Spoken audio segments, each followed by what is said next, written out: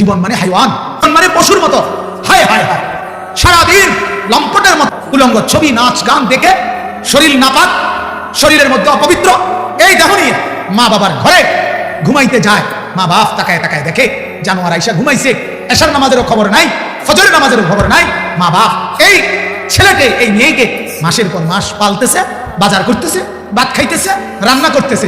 হায় মুসলমান, এটা বুঝি জিন্দিগি? হ্যাঁ, এই টাকা পয়সা রোজগারের অর্থ বুঝি এই জন্তু জানোয়ার ফজরের নামাজ পড়ে না, এই অসভ্য এই ছেলে আপনার উপার্জনের টাকা খায়, মায়ের রান্না করা কষ্টের খাবার খায়, আর সারাদিন লম্পটের মতো নারী নিয়ে, ছবি নিয়ে, জেনা ব্যভিচারের দৃশ্য নিয়ে, আর বখাটে দুশ্চরিত্র দাঁড়িয়ে প্রস্রাব করে। চরিত্রের হদিস নাই, কথার কোনো আগামাথা নাই, চুলের কোনো ঢুক নাই, খাড়াইয়া মুতে না বইয়া মুতে, তার কোনো চাল চরিত্র নাই। ছি ছি ছি মিয়া, একজন মুসলমান আপনি ভাবা উচিত, আপনি এটা মানুষ বানাইতেছেন না জন্তু করতেছেন? জীবনের অর্জন কি? আরে জীবনের অর্জনটা কি মিয়া?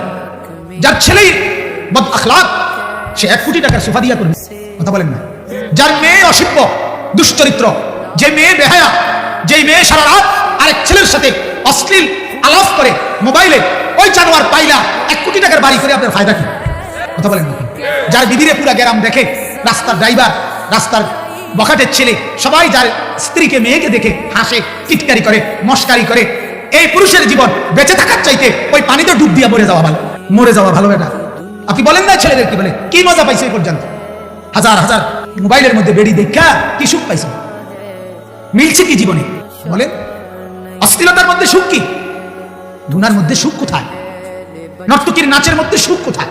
সে সুখে আছে? সে সুখে আছে যে হাসে, যে নায়ক নায়িকা মানুষের হাসি দেয়, ভালোবাসা শিখায়, তাদের জীবনেই তো ভালোবাসার বড় অভাব। তারাই তো চরম দুঃখী, তাদের চোখের পানি তো রাত্রে ঝরে, তাদেরই তো স্বামী সন্তান স্ত্রী নিয়ে অনেক বেশি অশান্তি।